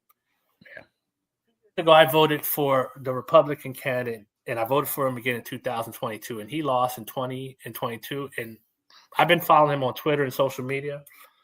We're probably aligned 40 to 50% of the time, but we're not aligned for a lot of other things, right? But the way I looked at it was like, my representative has been in there so goddamn long, he needs to go, right? And if this dude is just that horrible, we get a new person and he's that horrible, in 2 years, he don't have to work here no more. Right. No, 100%. Why? So we. What do you think, Ty? I agree with term limits. I think the Electoral College is the best we could possibly do to make sure that if we do have 56, 57% Republicans or Democrats that want to do things, that they're not able to just do whatever they want to with the minorities, minority voter areas, rural areas, smaller states. I believe that the Electoral College is okay. What I have the biggest concern with is after people get into office, what they actually do. And I agree. You said it earlier, RL. I believe that the federal government is way too big. And unfortunately, during this shutdown, I think they're going to try to gut it. And I mean, but that's what he ran on anyway. So what's exactly. So that's why I didn't vote for him. I agree in the swamp, but I don't know how to drain the swamp. My conversation would be this, right? If you look outside and can see like a factory or some sort of industry brought to your state because of your representative, then re-elect that motherfucker. But if you have the same complaints for 2 years, if for nothing else, vote the other person in just to let this motherfucker know, hey, look, your job wasn't safe. Yeah. Promise you, Chief. Sergeant First Class. We got 1 year we got like 6 months to not turn some shit around, and we're out of here. Yeah. And if you fuck up bad enough, they're going to tell you it's time to retire. Yeah. But why the hell do we allow city members of Congress just to sit here? I believe in term limits as well. But as far as the president, as the chief executive, that is the power vested in him by the office. I would say, if I was an advisor, I would say, hey, if you take something away, you gotta, what do you call it? What are you replacing it with? I don't know if that was thoroughly thought with some of the, like, we have hurricane season coming up. FEMA gutted a whole lot of people. We were one storm away in Florida to realize, oh shit, we need to rehire. And again, I can't say what the total number is for the government. I'm not this libertarian. Like, this is why I could never be a libertarian, because I do believe in the functions of the government, and I believe there's a role. And I believe most libertarians are just anarchists in a higher tax bracket. Because listen, when I flush my toilet, I expect the shit to go somewhere, and I realize I got to pay for that. So if that means they got to take it out of my taxes, I understand that. And we didn't all vote and said, hey, who wants to pay for water treatment? So I recognize by plugging into the grid, I got to pay. Yeah. Next conversation I have, though, is that, like I said, I think there's a lot of people who don't understand what they get from the federal government, so they don't see it as anything until they lose it. I remember, like, we talk about socialism in America like it's the great evil, and we don't realize a lot of what the fuck we had. Like, matter of fact, all of us are retired. We are agents of the state. We are a socialist. None of us have paid for healthcare our whole adult life till we retired. Okay?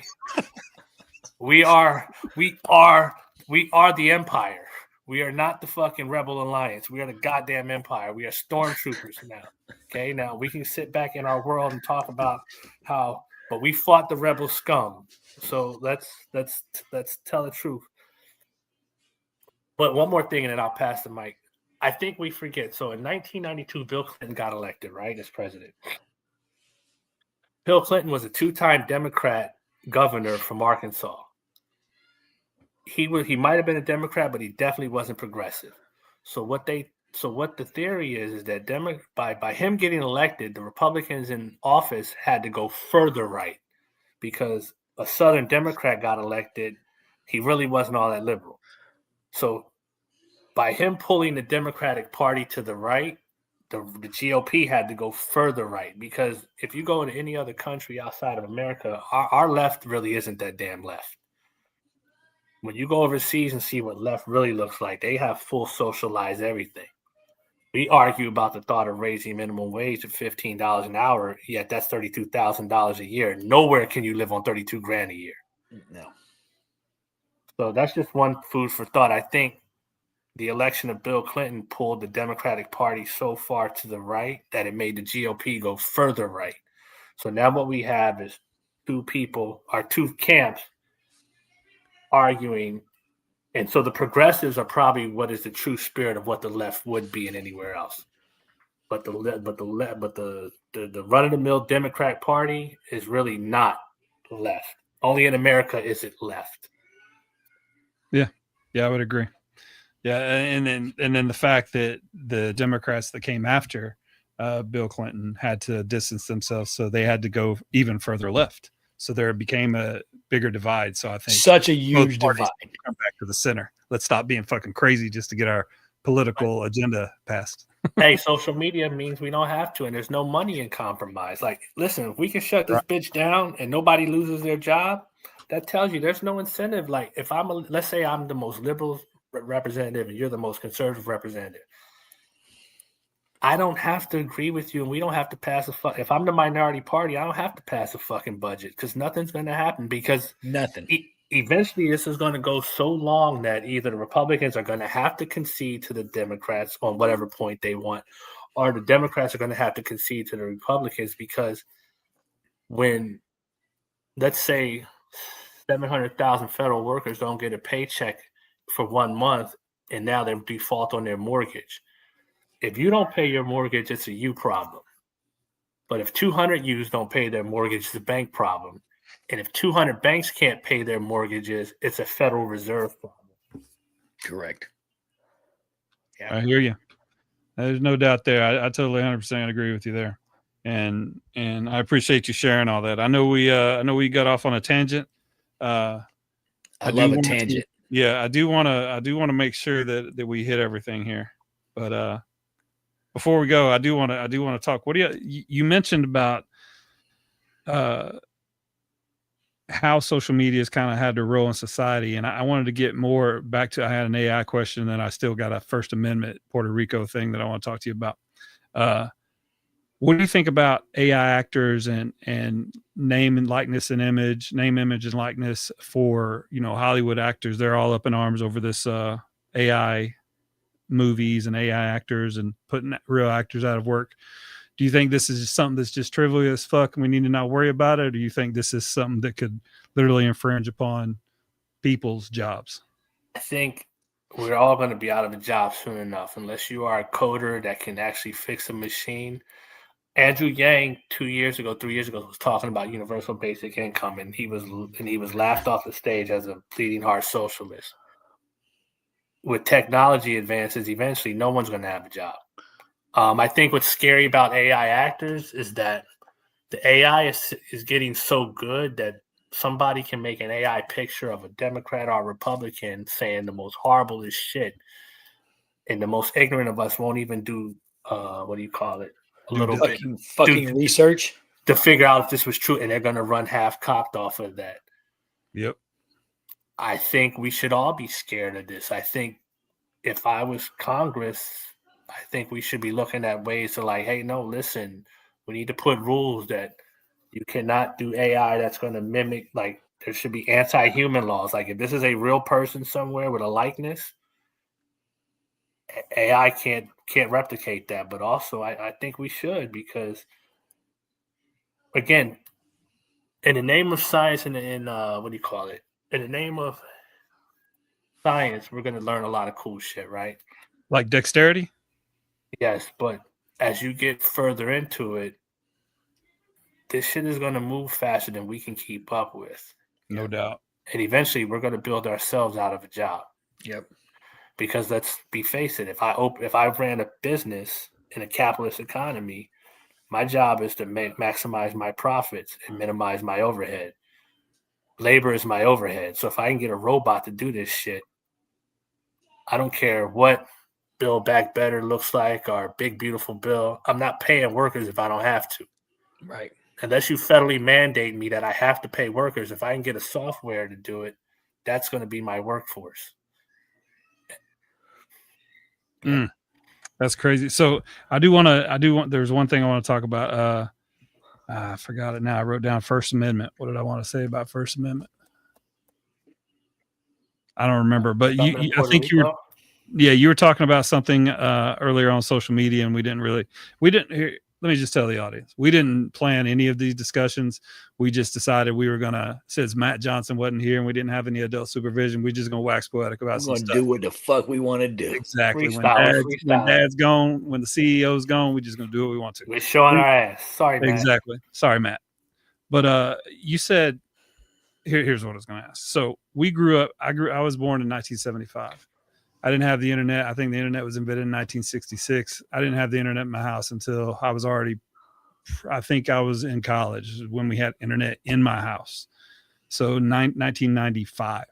So I didn't live my entire life with the internet. At some point, do you think the next two generations that have lived with the internet their entire life, they have no idea that Puerto Rico is part of the United States, that we have bases there, that what the forefathers thought, what the Boston Tea Party is, molasses and tea and the haba, these kind of things. I mean, do you think that it's a psyop, so to speak, to completely brainwash the next two generations so that either party that wants to take over, there's a further divide between knowledge for sure, wealth for sure, but also just common sense. Common sense is becoming something you got to pay for. I think maybe in the most infancy of technology, I think it's just really some smart, weird kids who are smart trying to make something better, right? But then I think somebody with some money and motive might have taken that, and I think it's quite possible that it's open for exploitation, right? It's definitely open for exploitation. Like, I did put a post that I didn't realize people were so pissed off about Bad Bunny performing at the Super Bowl for several reasons. Yeah, I didn't know even who the hell Mad Rabbit was, but I mean, I'm like, he ain't bad. I don't think shit. Mad Rabbit. Mad Rabbit be doing Super Bowl, I don't watch for the commercials or the halftime. I think there was one halftime I liked a couple years ago when Dr. Dre and Eminem were on, right? But as a rule, I don't watch for the halftime and I don't watch for the commercials. And when I was younger, I used to turn a living color on Fox for the Super Bowl and then turn back.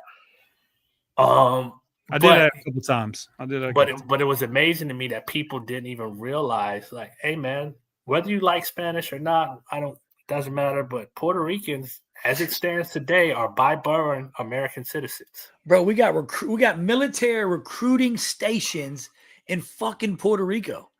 Here's the other part. Here's my opinion. And in order to be a recruiter there, you got to speak Spanish at a 4.4 level. Period. And at the end of the day, I'm with you, bro. If you don't like whoever the fuck the performer is at the Super Bowl, don't watch the shit.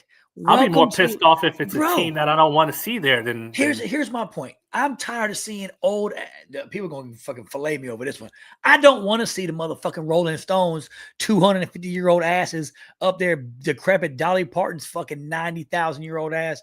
Man, bring Jolene, bro. Jolene. Can't even barely move. She's holding on to the stage. Look, man, if you don't like the Super Bowl show, don't fucking watch it. Turn the channel, click it back on for the game. Like, it's crazy that people are up in arms because he's Puerto Rican. Who gives a fuck? NFL is a business. I get it. It's a business and it's about making money. And something happened like they did with the NBA in the last 10 years. They realized how much more money you can get overseas. Correct. People want to see. I think they said Bad Bunny got 7 billion streams. Here's the problem, though, bro. You got ignorant people who assume that the NFL is pandering to a very small percentage of people but here's my point. Who gives a fuck? Right? What if it is though? But they're not. So it's bigger than that. But they're a business. They're looking at the money. They don't care if Podunk Al Hero is going to watch the Super Bowl show. They're just looking at the big picture. Like at the end of the day, here's the deal. How much revenue can I make off of this person? Because if internationally all these other countries tune in to watch the Super Bowl, it equals money. If I bring out somebody on social media was like, it should be Morgan Wallen. Yeah. And then only fucking people who like country music are going to fucking give a fuck. And you're going to have a small people who tune in. If people are going to tune out more than people are going to tune in. So if you bring somebody who's internationally known, like a Shakira or like a fucking Mad Rabbit or fucking whoever, right? You're gonna have more. It's all about money. People stop. Y'all are getting mad over nothing, bro. It's about money. But here's we my talked point. about the internet. It's designed to piss you off. Yeah. So if that's your issue, then there's going to be somebody in there to say, "Hey, this is an American sport. Why are we not?" And then you're like, "Yeah, the sons of bitches." God, he's wearing a dress. I don't give a fuck. I don't give a fuck what this motherfucker's wearing. He don't affect my dollar bill. Anyway, go ahead, Ty. Sorry. Weird. Just all these kids are weird. All these rappers are weird nowadays. They all wearing dresses. I don't give a fuck. Yeah. Tupac ain't wearing no dress. We're cool. Unless you're Scottish or Samoan. Yeah, I don't know. What you got, Ty? Okay, so I'm a casual Bad Bunny fan. Like I've listened to his music. I like it. I don't love it. I like it. But here's what I do love. I love the WWE. And I know that Bad Bunny has performed in the WWE. And I know that WWE has gone to Puerto Rico. I've seen the venues. I've seen the way they produced the show when it was there. It completely changed the way WWE did their production because of what Puerto Rico's audience did when they flew those drones in, how they shot the arena. So, and then I know that Bad Bunny has a world stage, not just a United States of America stage. He's been the biggest streaming in the top 5 of the biggest streaming artists worldwide for the last 4 years. So to me, even though I'm a casual as fuck fan, I don't know what he's saying because I don't speak Spanish. But that beat, when it drops, I hear it. I hear it right here. Hey, bro. I'll be more pissed off if the Cleveland Browns are a team I don't want to see goes exactly. I googled this dude because I don't listen to his What's shit. his name again? Mad Rabbit. I googled him. I don't know this. So I googled his shit. I'm like, oh, I don't speak Spanish. I have no idea what the fuck this motherfucker saying. Sounds cool. So then I like Google the lyrics. I'm like, I really don't. So personally, I'm like, I don't really care for this motherfucker because I don't like what he's talking. So I just don't like his music. Like if I spoke Spanish, I wouldn't like this motherfucker either because I don't like what he's talking about. It's not something that I like, his music. What's he talking about? All kind of fucking, I don't even get into it, but a bunch of shit you don't want to know about, right? So essentially, but here's the catch. At the end of the day, I'm with RL. If I don't have to, nobody is forcing you, middle America, with a gun to your head to watch this motherfucker perform. Turn the channel. Yeah, go watch your Rolling Stones. And I'm excited to see Morgan Wallen when he does this. Hey, pull out this, Ty. He's very do it at some point. He's very secular. He's very. I don't want my daughter. Listen, put it like this. I don't want my daughter listening to this motherfucker. I don't. And that's also I've realized too with some of these, like I call them rage bait topics that come out. Yeah. I always look at things. I finally hit a point in life where I'm 48 years old, right? So I'm closer to 50 than I am to 20. So a lot of my world purview is from that of a 48. So most of these people aren't even like when they get with their marketing team and they want to create the product. I'm not the demographic they were trying to reach. Right.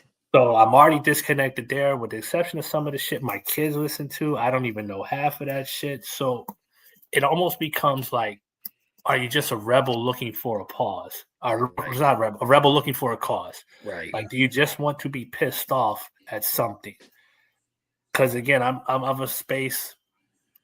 If some shit goes on in the world that I'm more like when I see things, I more want to see how other people respond to it, not how I respond to it. Because if I don't like it, there's very few things at this age I'm going to be forced to do that I don't want to do. Right. And the shit that I have to do that I don't want to do, like pay my fucking taxes, I just accept that that's the cost of living here. And like I said, I'm not libertarian. I expect my shit water to go somewhere, so I have to pay for that. I get pissed off when there's potholes in the street, but I also recognize if I call 911, I expect somebody to show up within 5 to 10 minutes. So that shit's got to come from somewhere, right? Yeah, for sure. My kids go to one of the better schools in the state, so that shit's got to come from somewhere. And I don't pay property taxes, so I can't really be so fucking. That's because you're a stormtrooper. Yeah, right. Right. So stormtroopers. I have to watch this argument that I don't come across very disingenuous. Like, yeah, they're stomping on a little guy's neck, and because I'm like, hey, I haven't really had like. Have you seen how much it costs to have a baby if you don't have TRICARE? Bro. I saw the bill because my daughter was born in a civilian hospital, but I didn't pay the bill. Bro, I'm retired. I'm still a stormtrooper. I still got TRICARE. Like my family's still on the TRICARE titty, bro. We over here suppling from the TRICARE titty all day long. I didn't realize I was a socialist. But it was only after we retired where we had to actually pay the yearly premium, or the monthly premium, and that shit comes out of our retirement. Even that shit's like compared to what, man? Compared to what's out there, like listen, my youngest daughter was born in a hospital, civilian hospital, and I got the bill, and I saw what I would have paid. Oh yeah, bro. Because she had to go into the incubator and they have to put oxygen. Every oxygen tank is like $10,000. Yeah, bro. My daughter was born on Keesler Air Force Base. I don't even know. I couldn't tell you to this day what that shit cost. You know why? Because I ain't paid for that shit. Because I'm a stormtrooper. Because I'm a fucking stormtrooper. That's gonna be my staying from here on out. I'm a fucking stormtrooper. No, really. So I have to be careful sometimes when I start realizing in the fucking world, like, I kind of am a niche place. Like. Ty said, "What you say, Ty? I didn't know I was a socialist." I didn't realize I was a socialist, but I mean, kind of am. We are the agents of the state. Boss, baby. We are the agents of the state. We are when they talk about. So I would tell people, listen, everybody, you can be left or right, I don't care. Karl Marx wrote the Communist Manifesto, right? It's about 50 pages long. It is probably the most easiest read you'll read. And not because you want to become a socialist, but if you're going to predicate how much you love capitalism and you hate socialist Marxists, you should probably read their anthology. But you're going to find what he said, and I don't think Marxist principles work from an economic standpoint, but what he did say is that when capitalism becomes too exploitive and the average worker can't get ahead, they will revolt. So if you look at American society today, like again, we argue over what minimum wage should be at $15 an hour. $15 an hour is only $32,000 a year. Where the fuck can you live on $32,000 a year? Nowhere. I'll wait. So eventually, there's, like I said, we were state agents. So even though we didn't make a lot of money, we had BAH, we had TRICARE, we had subsidized health care, we had all these other things. BS, we had all that shit. Total compensation. I was balling, bro. Especially when I had OHA, overseas housing allowance in London. My COLA was hazard duty pay, COLA. My COLA was more than my base pay as an E5 at 8 years. Bro, we made so much money. Off the topic, but when I was in Iraq, my first paycheck, and when I was in country, I called my wife and she was like, because she was scared, because you know how that is. If you get overpaid, these motherfuckers take that money back real quick. Yeah. If they owe you, you ain't never getting it. But I called her. She was like, hey, I'm a little worried.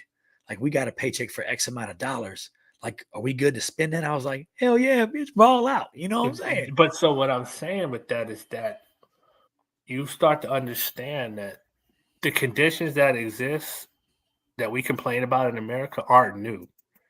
You can go back and look at Germany before that one dude with the mustache took over. You can look at Russia right after the Bolshevik Revolution. You can look at China in the 50s. Like, all these things we complain about in America, minus the technology aspect of it, you can see how things manifest and play themselves out. So it's up to us to really study history, or we're going to repeat it and be part of it. Right. Because we're on I think they said this is the third republic, like the third version of the republic of it, right? Right. Will we have a fourth? I don't know. So, question, Ty. Yes, sir. There you go. I was like, I could see your face. You had this little timer in your face.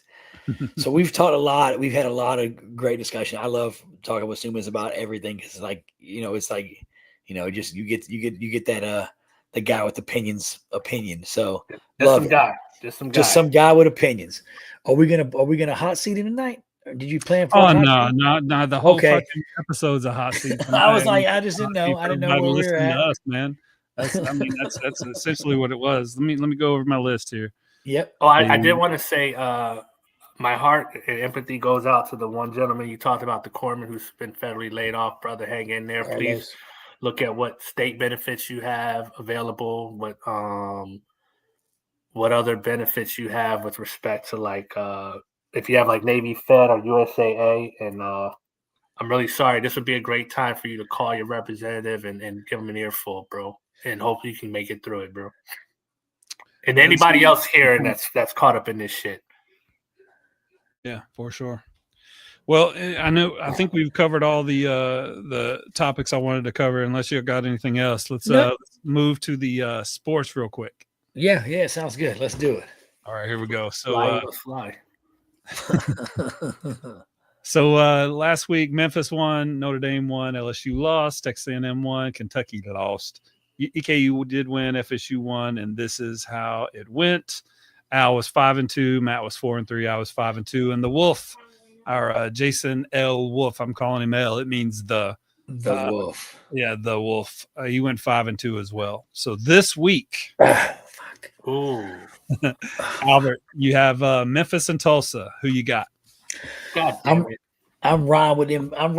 They're at Tulsa. I'm riding with them Tigers, baby. Let's go. No, Tulsa's away. It's at Memphis. I'm sorry. I probably need to fix that. It's all good. I'm riding with Memphis. Okay. I got you. Okay. All right.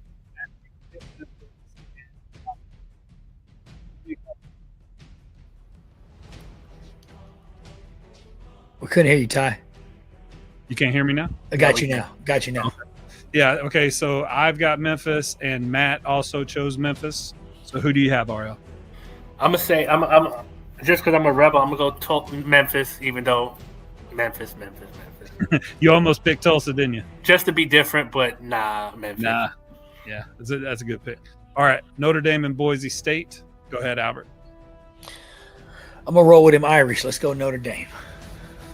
Not this year. I'm gonna go Boise. Going Boise? Okay. Ooh. Boise State. Matt chose Notre Dame, and I'm choosing Boise State. All right, next game, LSU is on a bye, so the next game is Texas A&M and Mississippi State. Who you got, Albert? I don't know. Let me go to RL on this one. Come back to me. I'm still on the fence. That's going to be a good one, but I'm going to go Aggie Pride. Okay.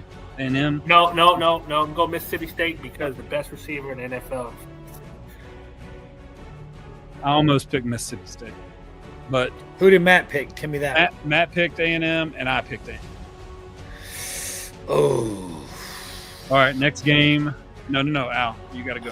I think I'm gonna go with God. I'm gonna go with Texas A&M. I don't want to, but I'm going. You don't want to, but you will. Yeah, it's gonna be a good game. It's gonna be a great game. Well, I almost picked Mississippi State, but I actually looked at I phoned a friend basically, and it's like 75% to 25% that A&M's going to win this game. All right, next game is Kentucky and Georgia. Fuck. I'm gonna go ahead and go first. This is my team. I chose Georgia, and Matthew chose Georgia. And Georgia, man, bro, I just after Alabama, after that whooping we took, I just don't know how I feel, but I'm gonna roll with my dogs. All right, gotcha. RL, who you got? I'm going Kentucky, babe. Okay. I'm a little disappointed in you, Ty, but okay. I was heartbroken, but this is at Georgia now. This is at Georgia. Kentucky, goddamn it. Right. Hey, you said it. There you go. Stand on with all my chest. EKU is on a bye. The next game is FSU and Miami, and it is at FSU. I'll go ahead and tell you. Matt picked Miami. That's who I'm going with too. What's Miami's record? We don't tell records. I don't know. To be honest, I took it off. They're ranked. They're ranked. I think they're undefeated. Yeah, Miami I think is number 6. And Florida State's got 1 loss. And Florida State is. I don't think they're in the top 25. They are. They've only got 1 loss. We're gonna go. I'm gonna ride with the home team, Miami as well. But that's gonna be another good one. All right, and so Matt chose Miami, and I chose FSU. All right, and this week we have a service academy game. Navy, just go and put me down for Navy, bro. I ain't picking them Force boys. Let go Navy. I ain't picking them boys. Matt chose Navy, and I chose Navy as well. Who you got, RL? I'm going Air Force. Okay, shit. Man, if RL goes 5 or 6-0 this week, I won't. But because that Aggie Mississippi game, that's gonna be a tough one. everything in me is telling me to go Mississippi, Aggies, but I can't do it. So I'm gonna ride with it. And just to go over future guests next week, I'll be coming live probably from Lynchburg, Tennessee. Be going to the Jack Daniels Invitational, but we're having Joss Archimont, owner and proprietor, and 6th Degree Dan in Taekwondo black belt, and black belt in Brazilian Jiu-Jitsu Master Josh Archimont. It's gonna be a fun time. But hey, man, I really want to appreciate and tell you I appreciate you coming on here and putting yourself out there. I know you don't mind sharing your opinions, but normally on the show, we don't get too political. So thanks for coming on and, having differing opinions, I'm sure, if we deep dived into it. But thank you for being a brother, and thank you for being there for us and sharing with us. Waxing poetic. I appreciate it. Hey, I love you, gentlemen, for this. Man. Love you, brother. I love you more. Check it out, man. I didn't think Hey, listen. One thing I respect about being combat arms, this is nothing that concern political. We used to sit on patrol on Overwatch in Afghanistan, and we would solve all the world's problems. So this was nice how we discussed. Correct. Yeah, I agree. Very true. And I say this all the time, but from a veteran perspective, I feel like if our politicians could act the way we act as veterans and have conversations like we do and be able to be educated about it and just talk without getting our feelings hurt and getting pissed. And if we could do that, we'd be in a lot better spot if the world could act like we do. I agree. Very true. Hey, I wanted to show this picture. Matt always asks whenever we have airborne people on, he's like, why would you want to jump out of a perfectly good airplane? Because St. Michael's told me to. Exactly. Because fucking people in France put stained glass windows in churches about your ass, and they still, they still praise you so many years later. That's why you jump out of a. Because why the fuck not? That's why. Air fucking mobile and air fucking born. Right. Goddamn. Ladies and gentlemen, RL SUMEZ. RL, if you don't mind, just stick around there for just a minute, and we're gonna go ahead and close the show out. We'll catch you backstage. All right, brother. All right. Hey, man, I appreciate you doing that with me too, Al. I know we didn't really have a show. Good. It was good, bro. I like just waxing poetic and just talking some shit and getting in there and really getting into, like you said, just some stuff that we normally don't have a chance or don't really do. We don't have a chance to do it. Yeah, well, absolutely. Well, take us out then. So welcome. Not welcome, but it's been another great episode of the Triple Threat Vet Podcast. We appreciate everybody coming out, listening. Continue to come out every week, Thursdays. Tell your friends. Tell a neighbor, tell a buddy, tell them to come out and check us out.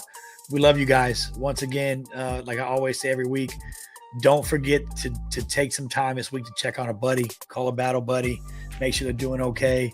Send them a text, tell them you love them, tell them you're thinking about them, but don't let a day pass where you don't check on somebody to make sure somebody's doing okay. We lose way too many service members. We've lost brothers every day, every week. Let's not lose another one. So make sure you reach out to somebody this week and just tell them you're thinking about them and that you love them. From the team out here at Triple Threat Vets, I love you guys. Peace. If you or someone you know is in crisis, contact the Veterans Crisis Line at 1-800-273-8255. Then press 1.